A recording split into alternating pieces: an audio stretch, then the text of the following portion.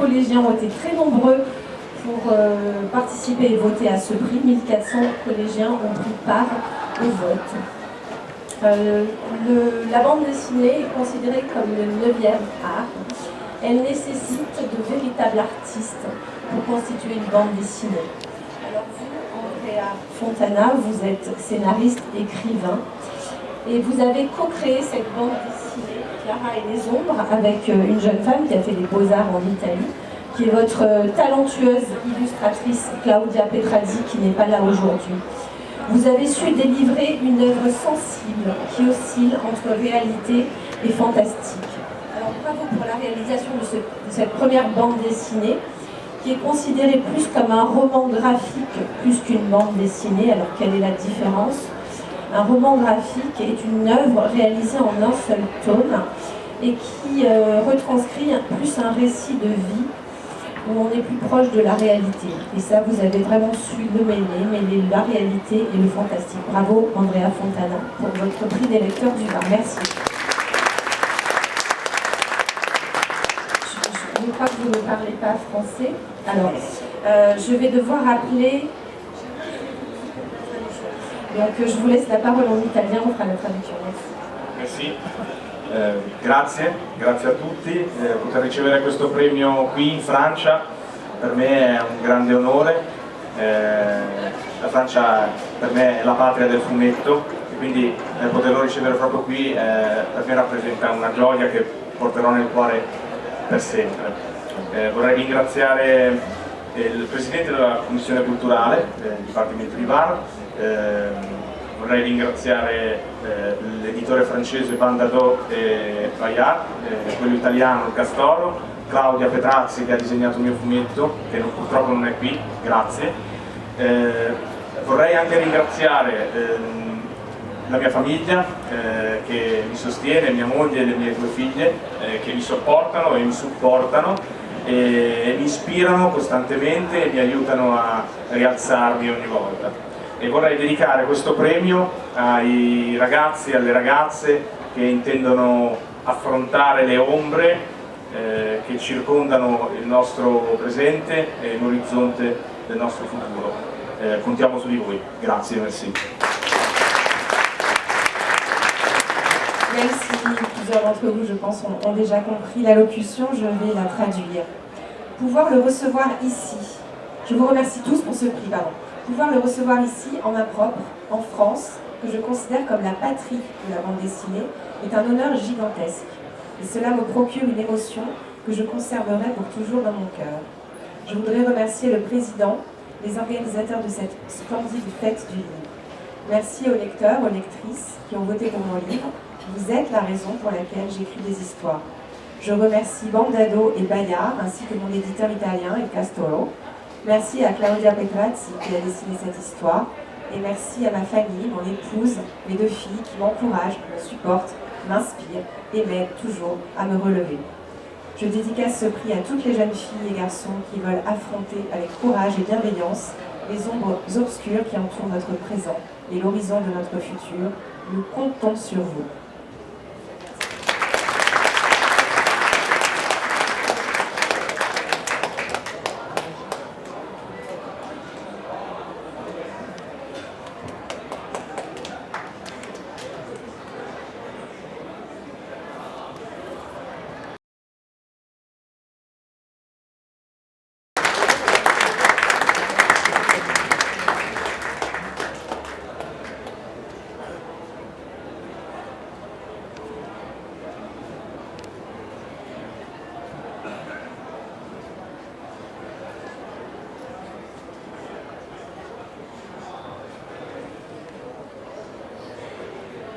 C'est plus impressionnant d'être ici qu'assis. On est habitué, nous les écrivains, à parler à 15 ou 20 personnes dans la librairie et je comprends pourquoi on a dépassé 8 milliards il y a 2 jours. Vous êtes nombreux. J'ai découvert la littérature, on l'a dit, dans une prison militaire pendant 6 mois. J'avais fait les 400 coups, j'avais été renvoyé de tous les lycées de Marseille et dans cette prison, et grâce à cette prison, j'ai découvert la littérature. Il y a 33 ans, j'étais dans la fête du livre ici, sur la place un peu plus haut, pas 25 ans, 33 ans, il y avait déjà une fête du livre. Et je n'avais qu'un livre. Mon premier livre, j'en avais signé 3 en 2 jours. Et j'étais entouré de tous les prix littéraires nationaux qui signaient à tour de bras. Moi, j'en ai signé 3 en 3 jours ou en 2 jours. Et aujourd'hui, je me suis aperçu que la librairie Charlemagne en avait commandé 300 ou 400. Si je n'en signe que 3, je peux faire mes bagages et repartir. Donc je suis très heureux de recevoir ce prix. Très heureux parce que si je le compare au prix qu'on a cité, les prix parisiens, c'est souvent 10 copains qui décernent un prix littéraire au 11e copain qui est planqué derrière le rideau et qui sait qu'il aura le prix depuis 3 ou 4 mois. Parce que, il faut dire la vérité, les prix littéraires décernés à Paris, c'est souvent ce copinage-là. Et ce prix, le prix du Var, la différence, c'est qu'il y a peut-être 6, 7 000, 8 000 lecteurs qui ont voté. Moi, je suis passé dans 2 prisons, dans quelques médiathèques, et partout, j'ai vu des urnes, j'ai vu des lecteurs qui avaient lu mon livre, qui m'en parlaient. Il y a des milliers de gens qui ont lu et qui ont voté. Et ça, c'est un prix littéraire. Ce que fait le Var, je ne sais pas du tout si d'autres départements le font, mais le plus beau prix que l'on peut recevoir, c'est un prix comme celui-ci, le prix du cœur, le prix de l'émotion, le prix des milliers de lecteurs. Parce que là, il n'y a pas de copinage, il n'y a pas de consanguinité germano-patine, c'est le prix de l'émotion. Donc je remercie les gens qui ont inventé ce prix, qui est le prix le plus beau, le prix le plus grand, et j'aimerais le donner à ma mère qui n'est plus là, parce que c'est grâce à elle que je suis là et que j'ai écrit. Monsieur Falco a prononcé le plus beau mot de la langue française, le mot « maman ». Lorsque j'ai publié mon premier roman, Les Chemins noirs, je ne l'avais pas dit à ma mère, parce que tous les cheveux blancs qu'elle avait sur la tête, je pense que c'est moi qui le lui avais mis. J'ai tellement fait de choses dans ma vie, et de choses pas très bien, que ma mère avait des cheveux blancs, et de plus en plus blancs. Et le jour où j'ai publié mon premier livre, elle passait dans une rue de Manosque, elle a vu mon livre dans une librairie, dans la vitrine, avec mon nom, René Frény. Elle m'a appelé le lendemain, elle m'a dit, quand j'ai vu ton livre, je me suis réfugié sous un porche, en face de la librairie, et durant toute l'après-midi, j'ai regardé ton livre, c'était le plus beau jour de ma vie. Parce que pour elle, il y avait un grand écrivain, c'était Victor Hugo, et elle s'est dit, si mon fils a publié un livre, c'est un petit peu Victor Hugo. Et avec tous les chagrins que cette femme avait vécu à cause de moi, elle m'a dit, ça a été le plus beau jour de ma vie, mais personne n'a acheté ton livre, parce qu'elle pensait qu'il n'y en avait qu'un dans la vitrine.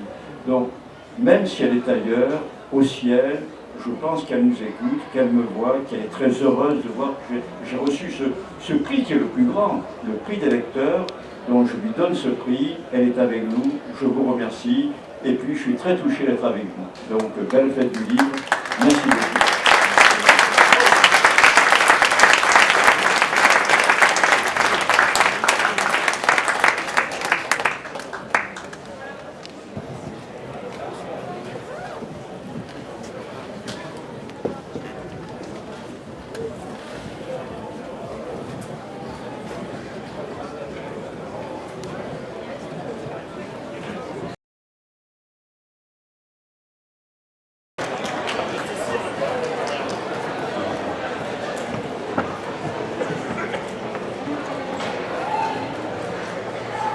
Nico, tu me dis comment est-ce que tu les veux?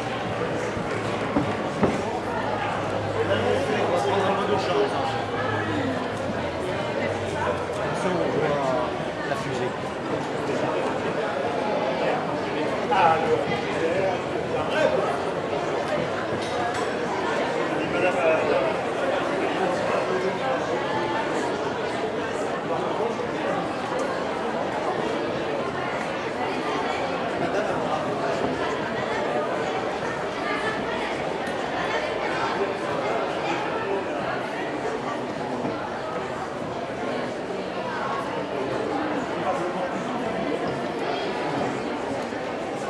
Alors, on voit pas.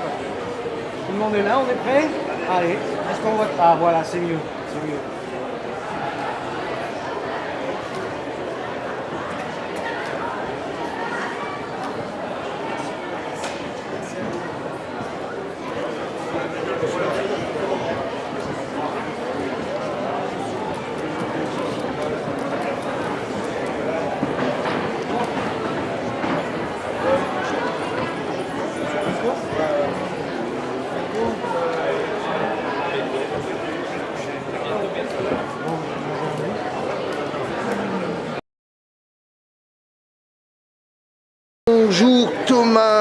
Chessman, c'est ça? Exactement, Thomas Voilà, Chessman. présente-nous ce magnifique bébé. Alors, ce livre, qui s'intitule Cher Moi, c'est édité par Le Seuil pour fêter ses 30 ans.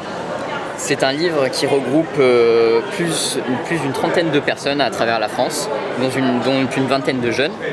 Et en fait, les jeunes s'adressent à l'adulte qui souhaite être ou ne pas être. Donc c'est une confrontation de personnalité et une certaine thérapie pour les jeunes qui leur permet de trouver une voie, VOIX et VOIE aussi.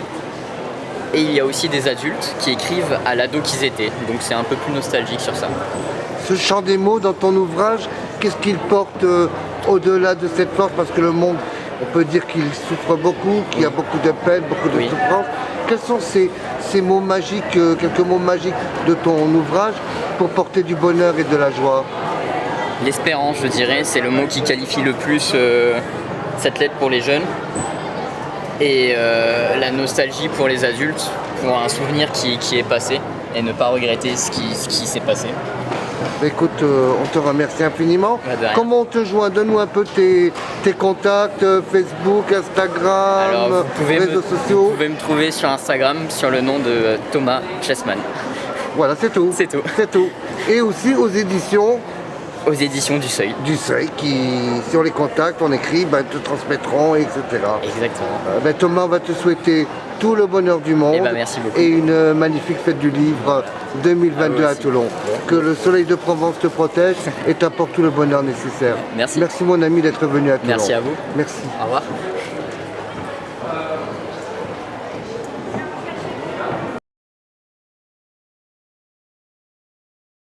Mélanie Taquet. Bonjour Mélanie. Bonjour, bonjour. Bienvenue à cette fête du livre édition 2022. Merci. Merci d'avoir choisi Toulon. Merci de venir voir les jeunes. Merci de voir le public toulonnais.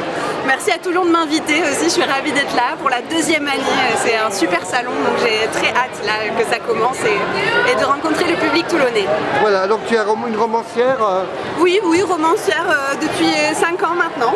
Ah une romancière qui commence à faire de la route, comme on dit. Voilà, tranquillement. Raconte-nous alors, tu écris plein de romans et ton dernier c'est Starling, on va le montrer au public. Starling, voilà. Voilà, Starling, voilà, Starling, c'est le petit étourneau.